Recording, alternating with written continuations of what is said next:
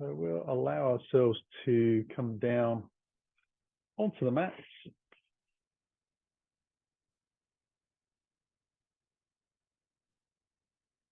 And move into Shavasana. We're going to start lying down on the ground. The only thing is that I would ask you to take that position with a bolster by the side, close at hand on the left side, or a couple of bricks, because we'll move from this into the next pose and it'll mean you don't have to get back up and go scurry around for them. We're also going to lie spine flat on the floor from tailbone to head without blocks, but I am going to walk the feet in quite close to the bottom and allow myself to use the width of the mat for the feet being wide, and then just letting the knees rock together. We'll be here for about 4 minutes or so in total. Clock is already running. Palms facing up. I'm going to see how my spine feels, how flat and easy is it for my spine to kind of mold to the ground. But tight shoulders, tight neck, tight lower back, etc. They'll take a little bit of time to kind of settle and sink, which is what we're looking for. Just a little bit of natural realignment.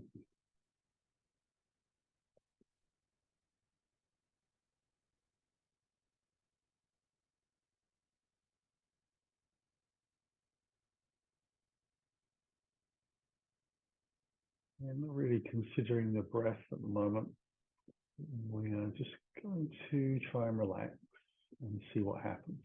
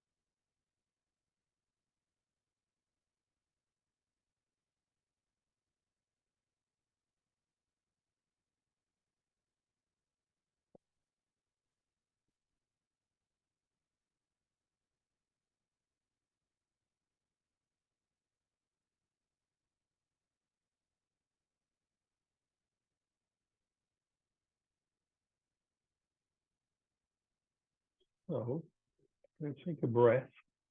Begin to move feet closer together to the center line of the mat. And allow yourself to slowly extend your right leg down the center line of the mat. You're going to move the bolster in a little bit closer towards you on that left side. Begin to allow your left knee to hang out.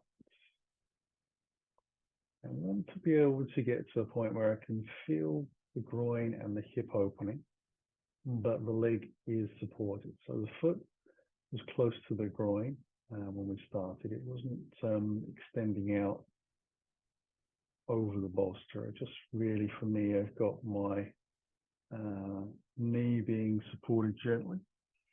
And you can move that very gently around. Say you could use 2 bricks or 1 brick if your groins open more. I try to feel the stretch right deep in the front side of the groin, around that hip joint.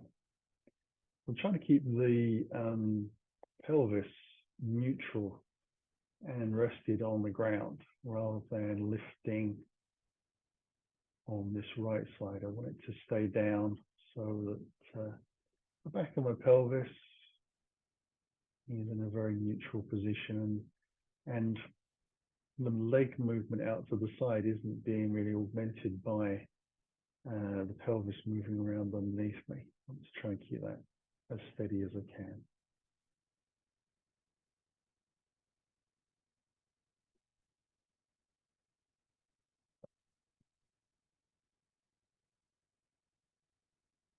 They're really soft and easy. Somewhere between a yin and a restorative action in that hip.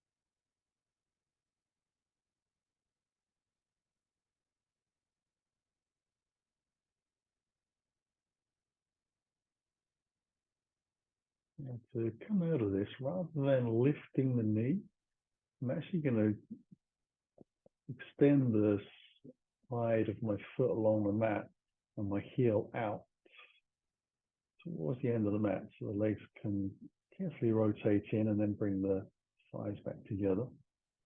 I'm going to lift enough to move my bolster over to the opposite side.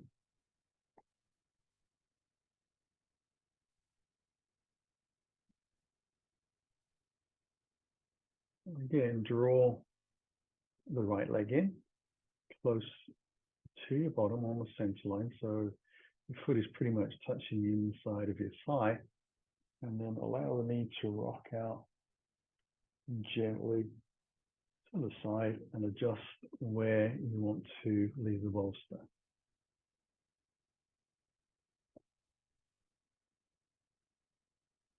Okay, I'm trying to keep the pelvis in neutral, so it feels like there's an even amount of weight through both halves of the pelvis and the back.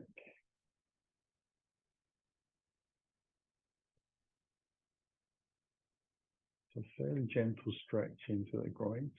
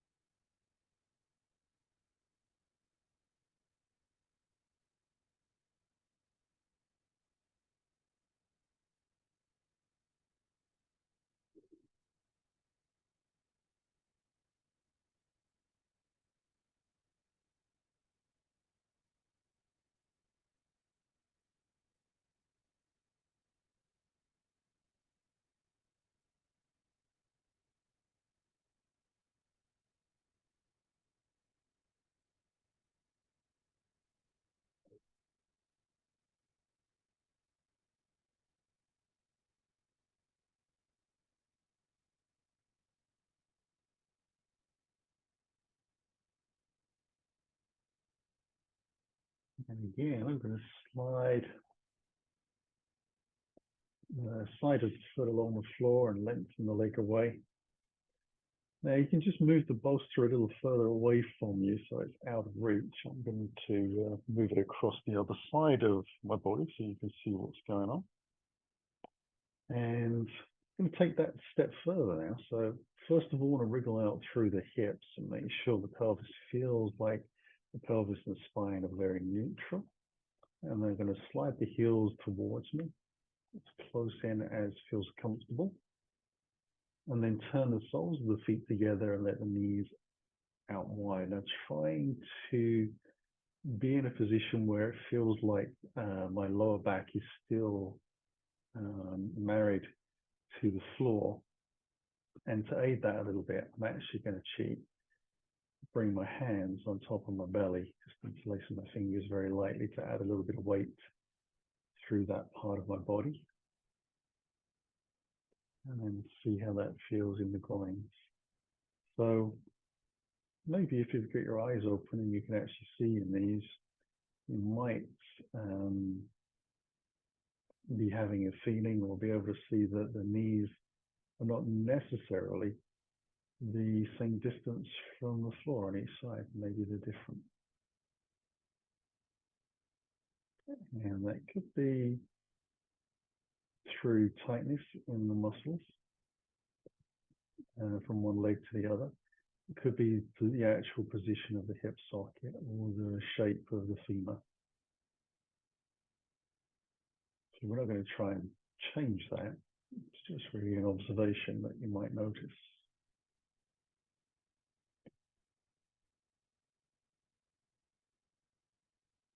So this is probably feeling more intense by design. And we're trying to let those deep internal hip muscles relax.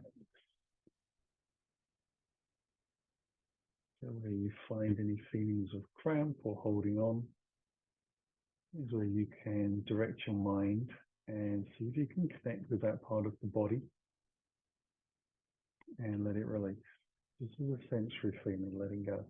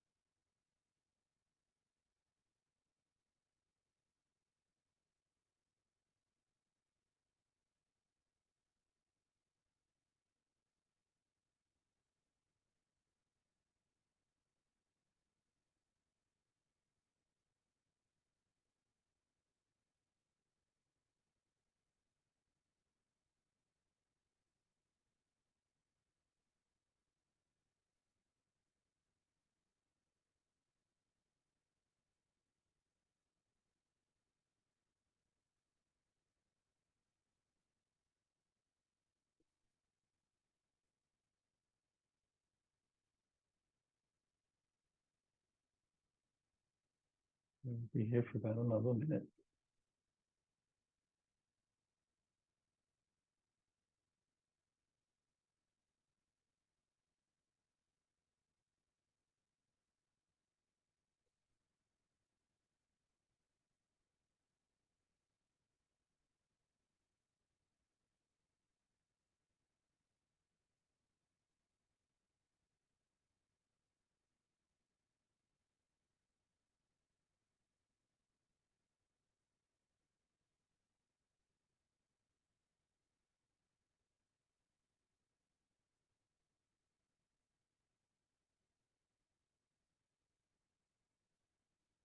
Now allow your hands, palms up towards the ceiling, underneath the back of the thighs, and then press into the elbows and use the hands to help lift the thighs back up a little bit. We'll draw the right knee in towards the chest, sticking hands around the shins, and ease that in towards the body.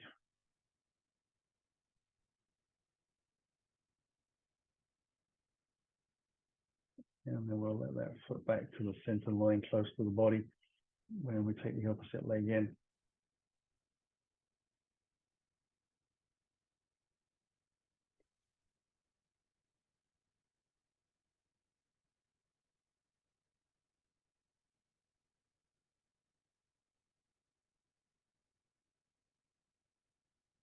Now release the feet to the floor. Take a little breath from there. I'm going to come into a supported bridge pose. So again, you could use a selection of bricks underneath the body, or if you've got a nice bolster that just happens to be the right size for you, allow yourself to have your feet about hip distance apart, heels slightly turned out, toes slightly turned in therefore. Allow the hips to lift slowly up towards the sky. So you really want to have your heels underneath your knees. And sometimes it's easier to come up on the tippy toes, just to get a little bit of height to get that bolster. And it wants to be across your pelvis. And it wants to be more towards the top end of the pelvis where your spine meets rather than the tailbone. So hopefully if you're using the bolster, it kind of spreads evenly through the whole of the pelvis. But if you're using bricks, then they would be crosswise. So both halves of the pelvis are supported, and you want the bricks to not be touching the spine, actually resting across the sacrum. Once you're ready, you can let your hands down by the side of your body. If you want to work a little more into the shoulders, you might want to bring your elbows together and then gently allow the arms to rest back towards the ground. So you're sort of cupping the hands gently around and working into the shoulders a little bit. You might initially notice that it kind of stretches your chest up towards the sky. And then, as you get a little bit more adjusted to the new position, we can start to release the muscles across the ribs and the belly and the lower back and the shoulders, and enjoy a sense of the spine dropping towards the ground, but moving into a new shape.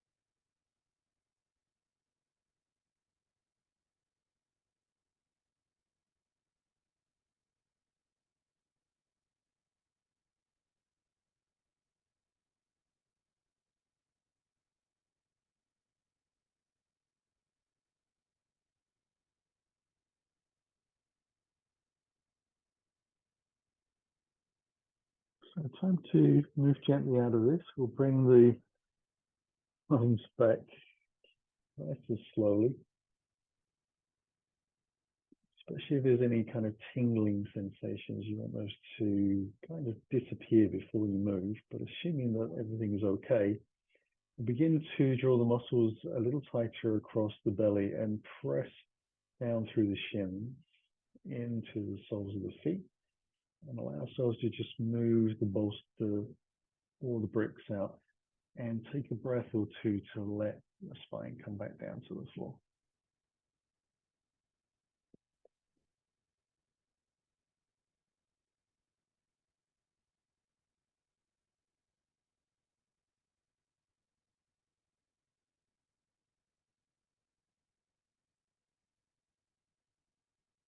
Now I'm going to let the knees come back in towards the body.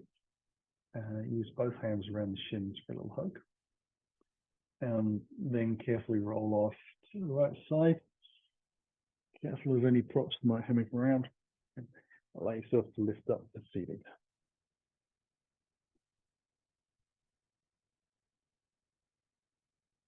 Going to come on to hands and knees. And I'm going to use the bolster again, but this time I'm going to have that going down the center line of the mat and zip facing down. Quite a nice way to be. And I'm going to sit down onto the heels. Boot laces are down. I've got the knees a little apart. They're not, definitely the thighs are not parallel, but I'm not using the whole of the mat. I'm going to bring the bolster in as far as I can comfortably, given that I still want to have my head resting on the bolster. But I'd like to be able to get my chest to reach the bolster as well. So very supported. The spine is flatter rather than rounded. I'm very much working onto the hips again.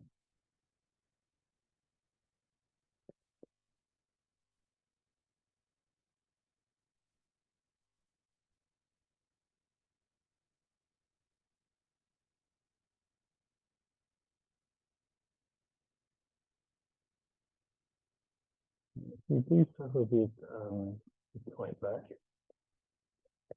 Quite often the area at the top of your glutes and your lower back sort of feel like they're interconnected. And this is a really nice way of stretching them out, especially after doing a back bend as bridges. We want to be a little more lifted in the pose, which is why we're using the bolster.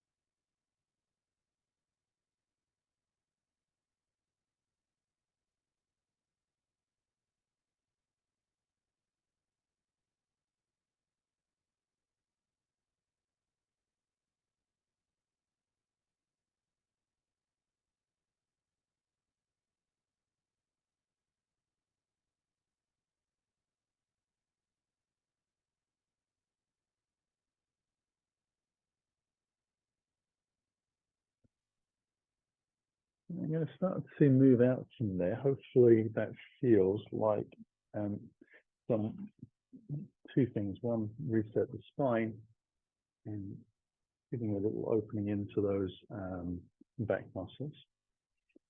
We'll bring the hands towards the front of the mat and come onto tabletop. So knees are directly underneath the hips and the hands are directly underneath the shoulders. We won't be staying here for too long. We're going to bring the knees together so they touch. And we're going to come into pigeon pose, or swan pose as it's known more in the yin practice. I'm going to take the left knee forwards and out to the side of that left wrist. Heel is under the groin, and the toes or the foot is following the line of the shins, pointing out towards the side. We'll walk the back foot a little bit further back and let the groins and the hips sink down to the floor. Now, I'm lucky enough to have shoulders, elbows, and wrists that are quite happy to sit here for a couple of minutes, but can be painful for some people. So things we can do for the wrists is to come up onto fists.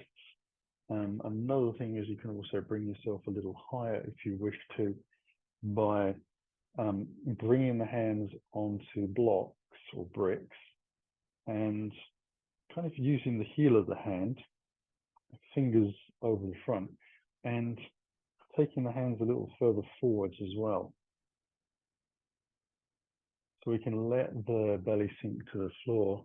The shoulders will lift and push back up towards the sky a little bit. And it's just a little bit easier. It just changes the angle, the intensity on the wrist.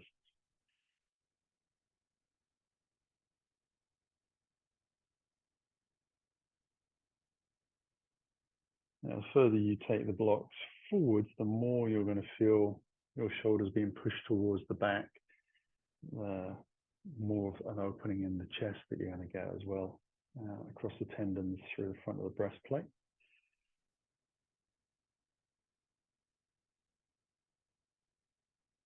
So that's what's going on in the upper floors, and the ground floors we're trying to allow the knee to open out a little bit, the hip to the side, just a little bit more intensity. We're kind of varying the intensity and the angles that we're tackling those hip muscles and ligaments and tendons.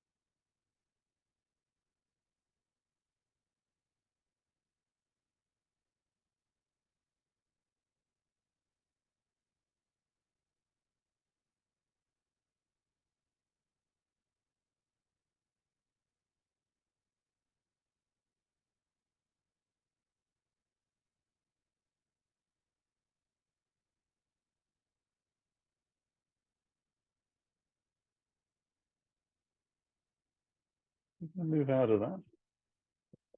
We're going to move the bricks out of the way. Bring the hands back underneath. Put the toe on the back foot. Lift the hips slowly. Let yourself to press out. And slowly stretch out that left leg.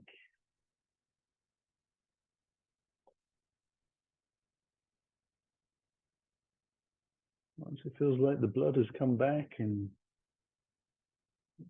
feels like it's your leg again, allow yourself to bring yourself back into that tabletop position again. The knees on the center line, thighs together.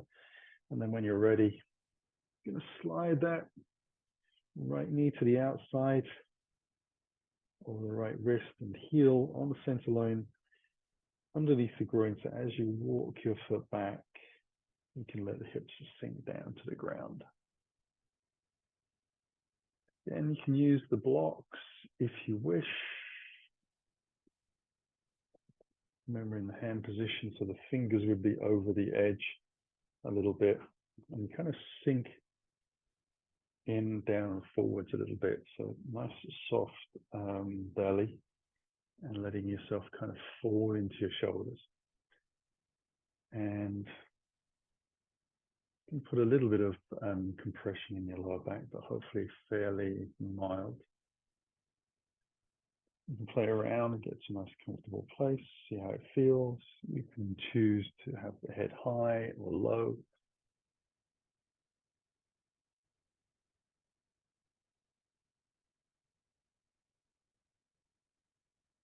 But generally, try to let the body feel like it's sinking down.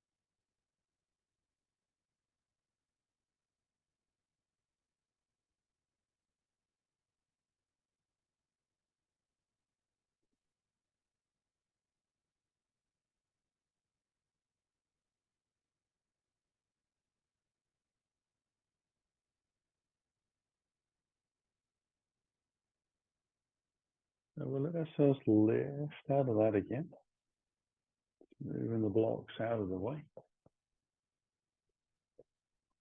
Up in the toe on the back foot, easing their way back up. So the next pose is going to be a little stronger, to say the least, but still going to be working on the hips. So let's allow those legs to lengthen out a little bit first of all, give them a shake, and also have a little wriggle around on the sitting bones. That feels like the tissues have moved around a little bit, in a nice place. And feet together, legs together. Again, to draw the left foot in, bring it across to the right side so that the shin bone is thigh side of the kneecap rather than down below the shin. And I'm going to have this foot flexed a little bit and let that knee drop down to the floor. I'm going to take the hands behind and allow myself to lean back a little bit, bring the sole of my foot to the floor on the right leg, and then kind of let myself sink into my shoulders. The shoulders have really come up round my ears, or as close as they're going to get. You could walk the foot further in if you need to feel more of a stretch. But again, we're just really opening out the groin, so we're not trying to get into the hamstring per se. But this is a position where I'm starting to stretch the knee ligaments a little bit. So my purpose of walking my foot in is more to do with the articulation of the knee joint than it is to do with my hamstring. So it's going to feel fairly faint, I guess, in terms of effort through the hamstring. The hip hopefully has already opened up a fair bit some of the other things we've done. So this is just twisting the knee in a way that it wouldn't normally get twisted. And just opening the knee joints a little bit and really letting the shoulders ride up as high as I can. It's intense through the wrists, so hopefully we got the previous pose with as little effort in the wrists as possible. Kept it nice and easy for ourselves. Now, if I was doing this in a Hatha class, we would be making every effort to keep the belly muscles drawn in and lift the body up and stretch and lengthen. This is more sort of collapsing into it. But you can feel the intensity around the shoulders, across the chest, and that knee out to the side.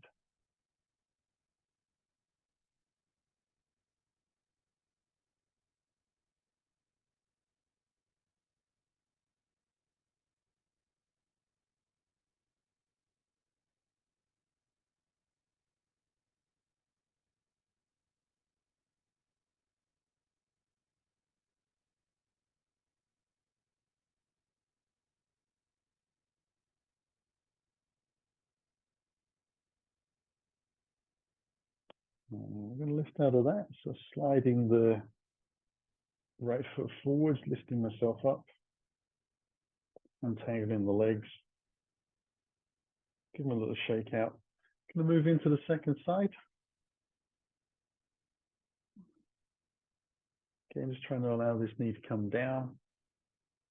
Hands come back. I'd probably use a different presentation for the hands. So if you had them forwards or backwards last time, maybe taking them to the side or another combination. The ankle bone wants to be to the outside of the thigh. You can walk the foot in a comfortable distance.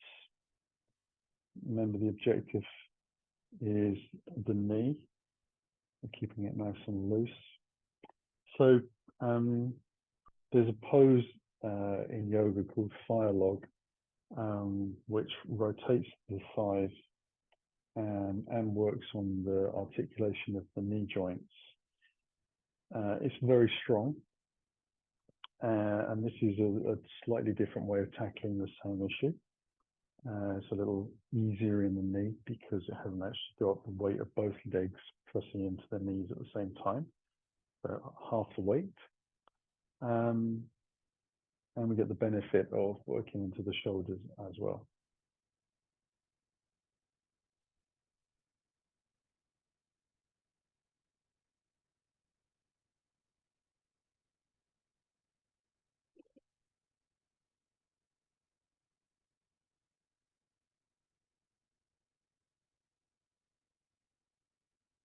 Very lightly letting that knee move towards the front of the mat, just a fraction.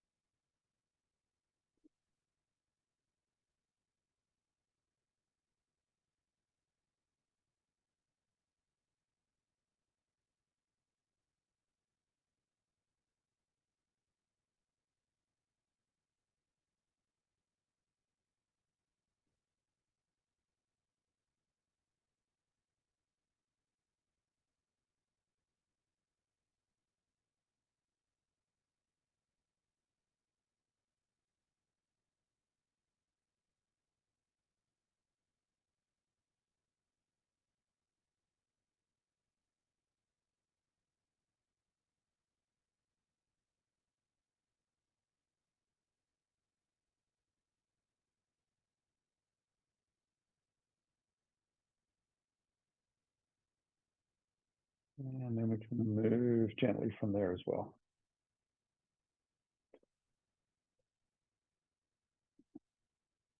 Those wrists and elbows will need a little bit of gentle encouragement. So if you're able to bring the palms together and then roll the back of the hands through to the palm, the fingers just rolling from sky to floor. That will help get the shoulders moving as well. We'll take it in both directions.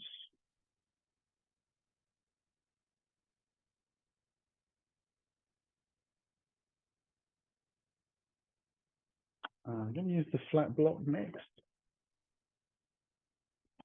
Changing direction a little bit. I'm going to bring that towards my bottom, but not actually sit on it for the moment.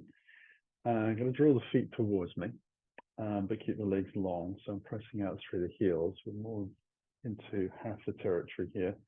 I'm going to take my left hand and take it across to the right side and the right hand behind. Now, if you're a little bit short in the arms and long in the body, you might need to move one of those bricks back so you can place your hand easily here.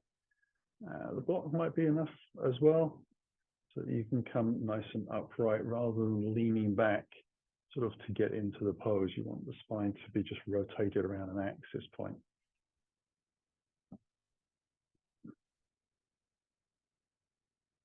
And keeping the head level.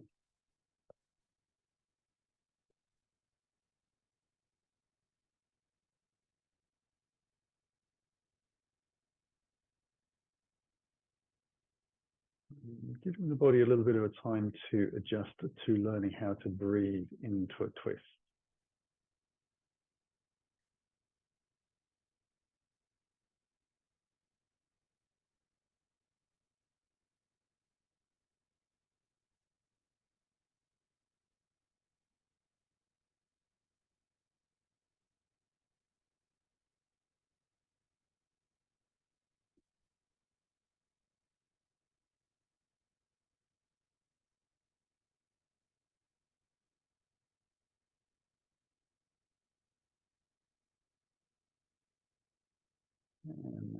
And ease from that and take it across to the opposite side.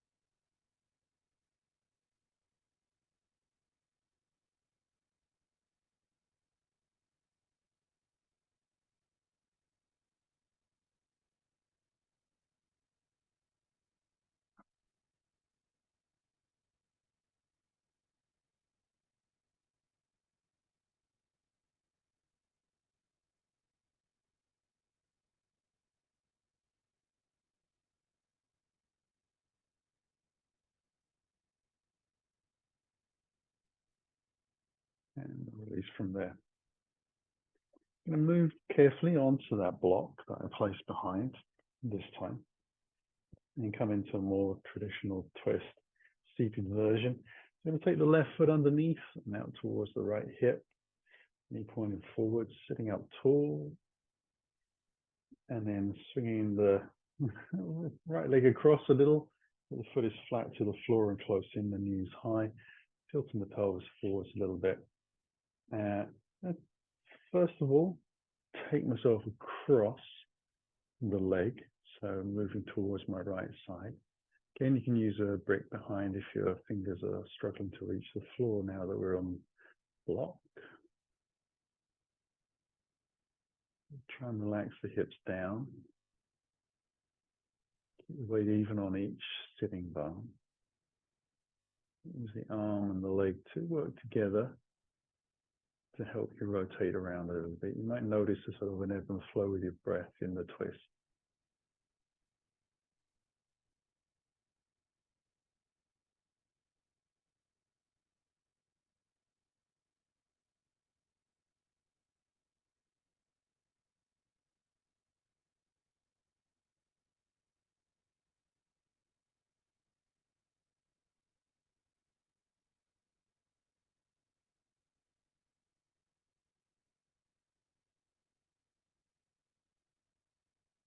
Now from here, allow the body to turn towards the front of the mat.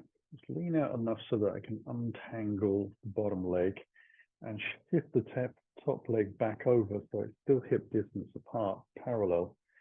Shin is vertical. I'm going to rotate towards the left and press my knee towards the center line on the right leg and press my right arm against it so that the leg pretty much stays where it was, and I rotate round. Going to lengthen out through the heel of the long leg a little bit, and toes spread and pointing towards the sky as the foot is flexed. And I'll draw the belly in a little bit as well.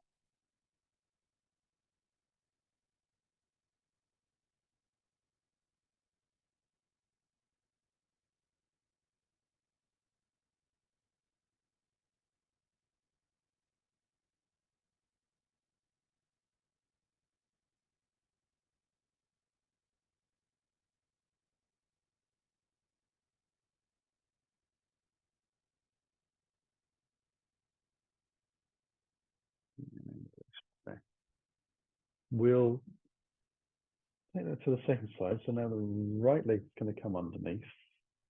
Remember, the bottom thigh wants to be pointing forwards the same direction as your hips. Left leg comes across, close in. Going to take a little breath and rotate towards the left side.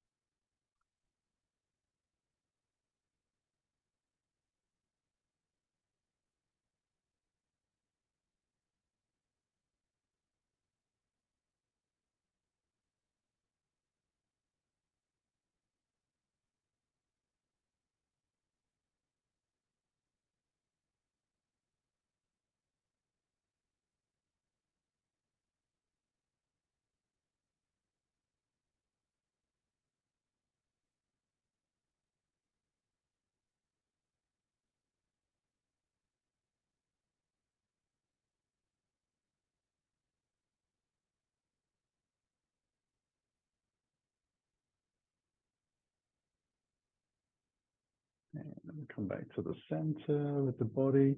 Lean out to the right, untangle the right leg, draw the left leg back out. Remember, it's hip distance apart. Shin vertical, rotate towards the right side. And the left arm and left leg work against or with each other, depending on which viewpoint you want to share. Toes spread towards the sky, foot flexed, lengthening out.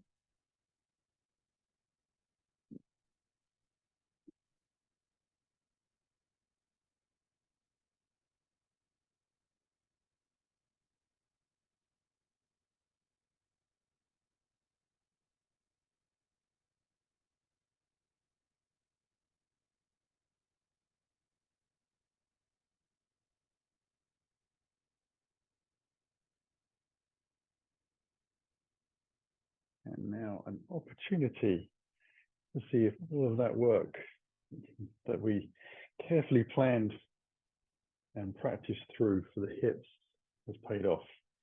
We'll bring the heels in towards the groin so that the shins are close down to the floor. You need to cross your ankles, that's fine. It's just that you won't be able to get your knees down as far, so it will dictate a little bit as to where you get to.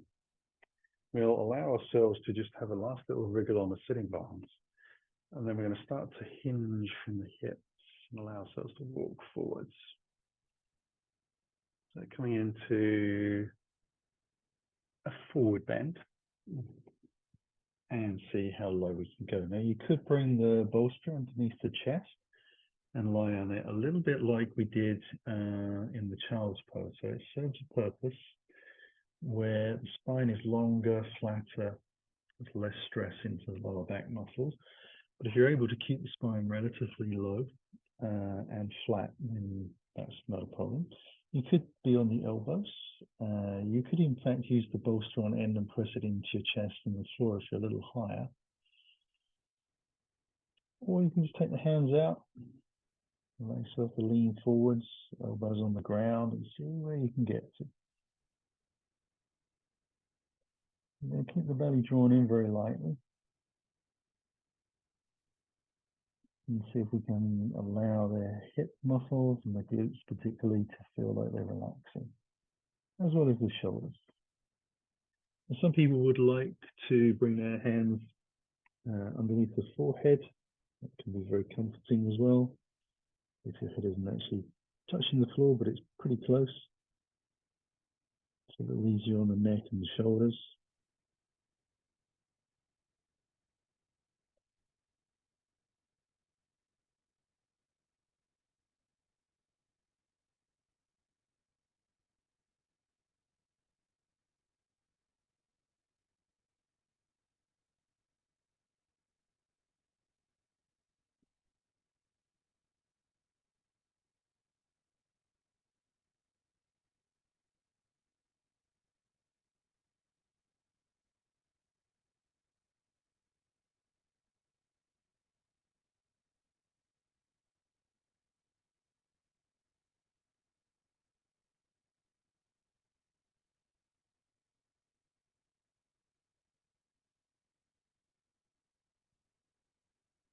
And then we can begin to lift back up. And try to cross the legs over the opposite way, which can always be a bit of a challenge to, first of all, remember which way around they were when you stretch them out. And then secondly, just allowing your body to adapt a little bit for that moment, to understand that this is something different and that we're not necessarily going to get to the same place we did before.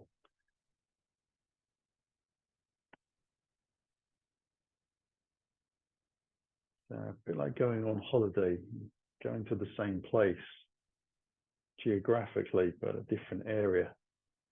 The look and feel different. Ease our way down. See how that feels. Adapt as we need to. Take our time to come down. And then resting.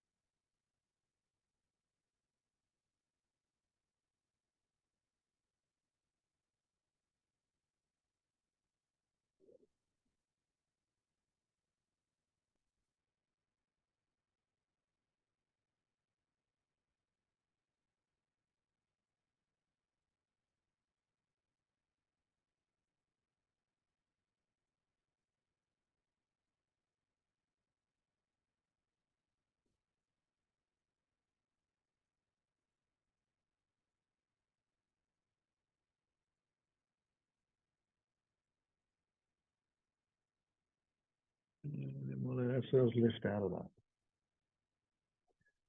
Going to come into Shavasana again, but we're going to support the body a little bit by using the bolster underneath the thighs. I will be using the block underneath the back of my head, but purely so it's easier for me to lift my head and look towards the clock. I would suggest, if possible, trying to have the spine flat to the floor and the head as well. Now, I want the bolster to be more under the thighs than the back of the knees. I appreciate if you are short in the thighs and the bolster is big, that might be tricky, but do your best rather than having it underneath the calves. Use the hands to ease your way back down. And take the heels out to the corner edges of the mat. And just let the toes hang out to the side. As you begin to close your eyes, have a final little wiggle through the hips and the shoulders and the legs. And we're going to bring the right hand onto the belly below the belly button and the left hand above, elbows on the ground. Just allow myself to sink into the mat. Hopefully your room is warm at this time of year. The heating on. And if not, you might have needed to preempt that with some blankets, which now a good time to take out and use.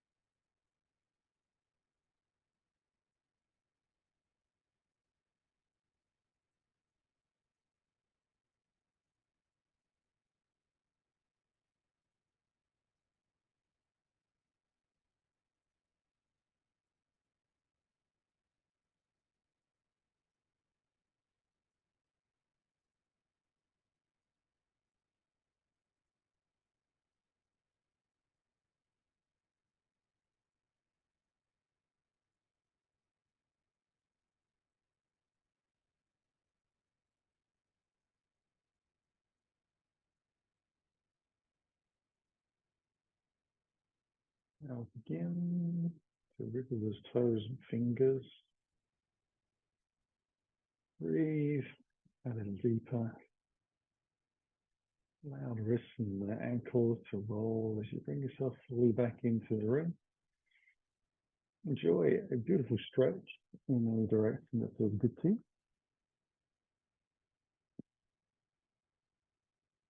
And slide your heels over your bolster towards you. The knees come in and get a very gentle, easy hug. Gonna rock a little bit on the spine. Feels good. Just use one foot to move the bolster a little bit further away to the front end of the mat. And then roll the body gently over to the right side. Bring the chest to the ground and let the hands press into the floor to lift up as you exhale. And hopefully smoothly back up to seated position of choice. Bring the hands in towards the heart, closing the eyes. Taking a longer breath in. As we begin to exhale, we'll allow the chin to drop. Finding the belly drawn to the spine, that simple bow develops, sealing our practice. As the breath comes back in, spine lifts, head lifts, eyes open. Namaste. Thank you for joining me. Hope you enjoyed. Feel nicely chilled out and stretched. See you again on the mat soon. Take care.